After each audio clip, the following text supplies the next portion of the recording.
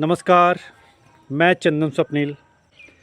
नीलगिरी की लकड़ी है बहुत उपयोगी। नीलगिरी यानी जिसे यूकेलिप्टस और सफ़ेदा भी कहा जाता है। किसान इससे कर सकेंगे लाखों की कमाई। पेड़ की खेती गांव में बहुत देखी जाती है। यूकेलिप्टस यानी सफ़ेदा मिटीसी जाति से संबंध रखने वाला एक बहुत ऊंचा पेड़ है। भारत में सफ़ेदा की मुख्य रूप से 6 प्रजातियां पाई जाती हैं। इस पेड़ की अधिकतम ऊंचाई 88 मीटर तक होती है। इन किस्मों में नीलगिरी, डेलीगेंटिसिस, नीलगिरी डाइवर्सिकलर, नीलगिरी निटेंस, नीलगिरी ग्लोब्यूलस और नीलगिरी ऑब्लिविका प्रमुख हैं।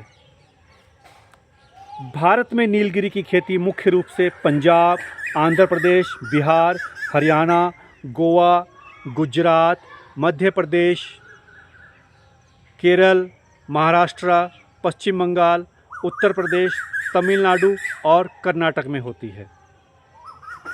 बढ़ती उपयोगिता के कारण सफ़ेदा या नीलगिरी की खेती अब अमेरिका, यूरोप, अफ्रीका और भारत में ज़्यादा मात्रा में उगाया जा रहा है। नीलगिरी की खेती करना बेहद आसान है। यूकेलिप्टस का इस्तेमाल ईंधन से लेकर कागज़, चमड़ा और तेल बनाने में किया जाता है। नीलगिरी के लकड़ी का इस्तेमाल इमारत और फर्नीचर बनाने में भी किया जाता है। दुनिया भर में नीलगिरी की 600 प्रजातियां पाई जाती हैं। नरेश शर्मा है। नरेश जी, ये कितने एरिया में आपने ये यूकेलिप्टस के पेड़ लगा रखे हैं? ये एक किला है जी, यानी कि 5 बीघे। अच्छा जी। हाँ हाँ।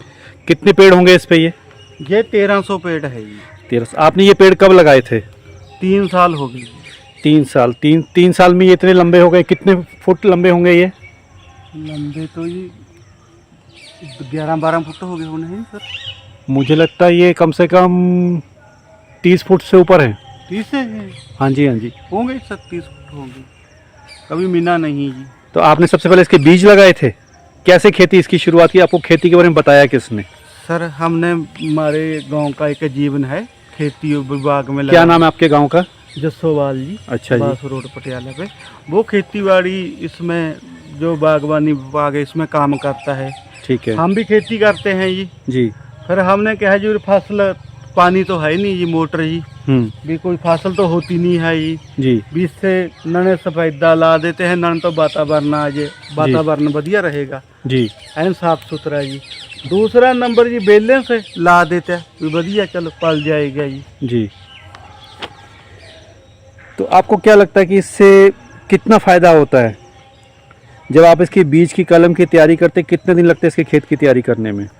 इसकी तैयारी करने में कम से कम सर 10-12 दिन लग जाते हैं।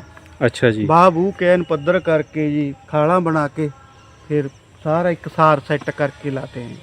इसके लिए कितना पानी की ज़रूरत है या क्या है, कुछ बताएंगे? पानी तो जमाते नहीं लगता सर। अच्छा, पानी की ज़रूरत नहीं। हमारे मोटर है नहीं, मींह आ जाता है, पल जाते हैं, पर ऐसे वातावरण साफ रहता है।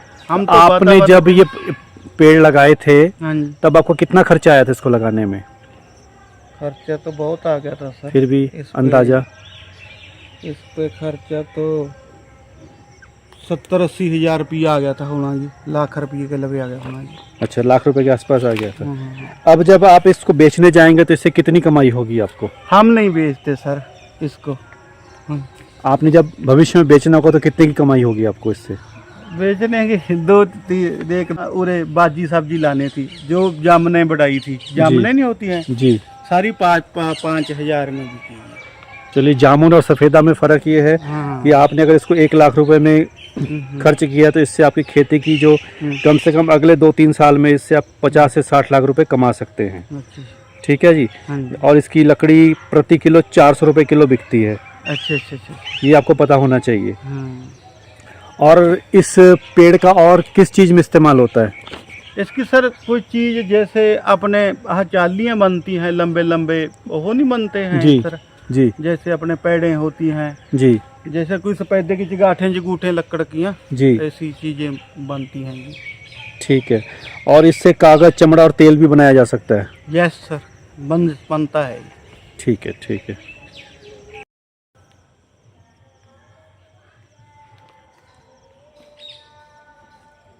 आप सभी किसान भाइयों का धन्यवाद।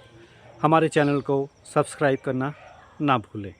इसी तरह से हम आपके लिए और भी कमाई के धंधों वाली फसल के बारे में अगले एपिसोड्स में बताएंगे। धन्यवाद।